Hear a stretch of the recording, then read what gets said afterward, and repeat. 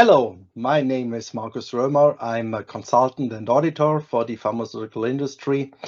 Today we plan to do a short reaction video about an email that I have become yesterday.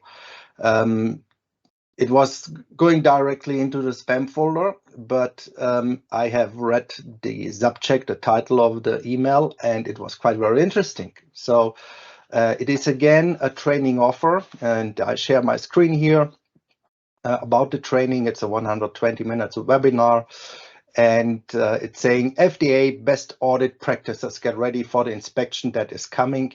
I'm quite not sure if this text in general was created by an AI. It looks like that.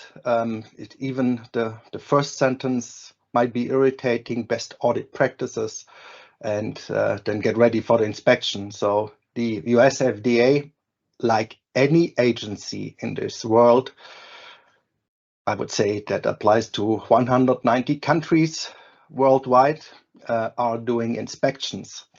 And there's another background behind of that within an inspection, you want to go through a pre-approval inspection or through a routine inspection, and you might get a GMP license by wherever you are located, by your national competent authority, the local competent authority, and you are allowed by government to store pharmaceutical products, to produce them, to run clinical studies, to act in the area of GDP and so on.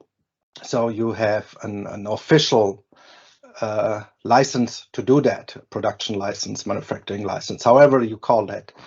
And that's the difference between an audit and an inspection. We might do audits of suppliers, internal audits, and the background is different. We want to have a business partnership. So audits could be friendly audits, and they should strengthen the relationship. And knowing if two contract partners meet each other and they want to do business together, that you know how this can work. You might do that with service level agreements, master agreements, quality agreements, and so on. It could happen that the US FDA might do also one or two audits if they want to buy a new LIMS system for the laboratory, or they buy a document management system.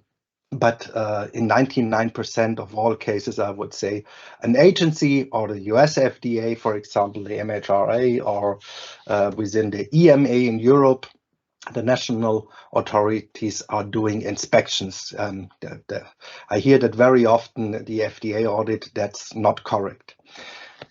Beside of that, I have done that also already in a German session, but now we do that also in an English one. Here you see, when interacting with FDA inspectors, you might interact with an FDA inspector for the planning, and you will get also the report, the audit documentation, the inspection documentation from an inspector. But on site, you will meet investigators, FDA investigators. And here it's written discussion of the tricks and techniques that inspectors use to elect information. Again, these are investigators.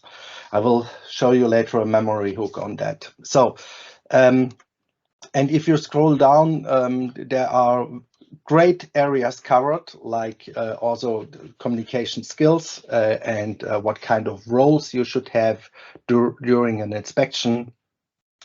Arguing, I'm not sure if that is a good idea to start any arguing within an inspection. You can clearly underline your position or your interpretation. This is allowed. You do not need to say always yes, yes, yes. But I think too much would be too much. Very simple. Then we have this background sentence: how company staff handle an audit. No, it's an inspection and interact with FDA inspectors. It's I think investigators for the US FDA in Europe. the inspectors are really coming on site and doing the inspection. The US-FDA will send out investigators. And again, here can mean the difference between a successful and an unsuccessful FDA audit. Now it's an inspection. I'm not sure if that was written by an AI or something like this, the training itself. Very funny memory hook could be investigator. And yes, indeed, their objective is to find non-conformances, non-compliance. This is their job, and they must do that. And we could be happy that we also have someone playing that role. Yeah? Investigator memory hook is like an alligator, and this is how they really even do the inspection, not in a negative understanding, but it must be a forensic approach. You cannot say the OSs looks good and you have a lot of them, but you treat them not right. If you read the warning letters, sometimes the investigators, what they must see on some sites, I'm asking myself how they can keep cool, because it could happen. There are only lies around them for 8 hours, and from step to step, and they turn around every little stone on this hard way, and they find out, no, there's nothing behind of that, or it's not appropriate. Even I see here that they write here something like adverse findings as they identified by inspectors. Investigators will find observations. I would not say that each observation, and I'm not a native speaker, but an observation is first saying we have found something. It's not giving in the first moment a category, or if you would agree on the observation, or you still have the way you need to reply, to respond to a 483. That's the form number of an observation.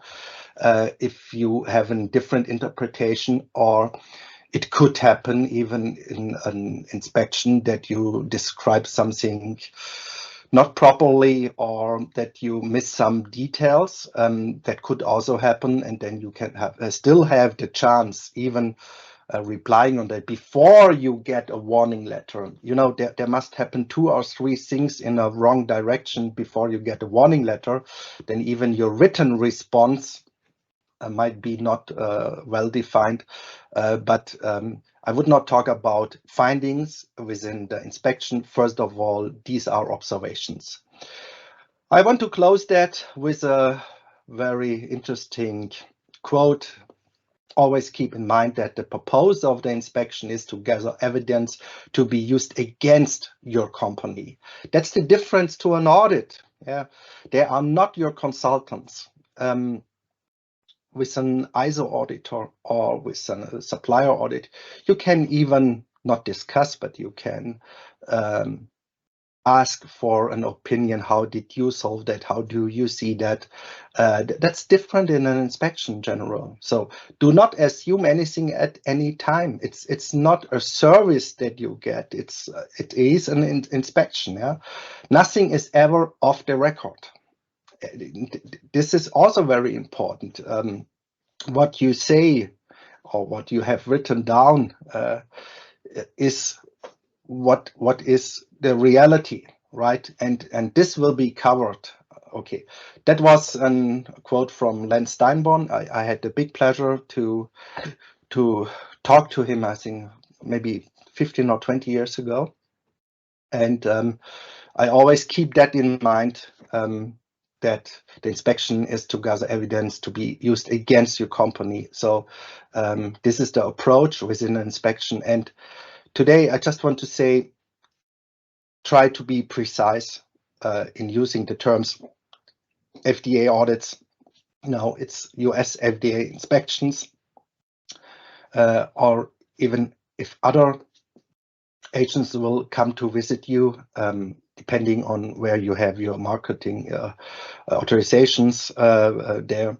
Then FDA investigators are showing up, and it is an inspection, even if the Brazilian, the UK, the Canadian, any German or Austrian agency will come. Usually these are all inspections, not audits. So try not to say the FDA is coming to audit us. Let's book a hotel for the inspector. These are only maybe little things, but important things. And giving that importance, and to know an inspection will come into our company organization is also changing the mindset, maybe for many people, to know what will come. There's no need to be angry and to have fear about that. Well prepared. This is one of the key elements that should be done, but no way in being confused about that, especially if you use the right words, and then you know what will happen. Thanks so much. I think an easy one. I hear that very often. FDA does not do audits, they do inspections. Very simple.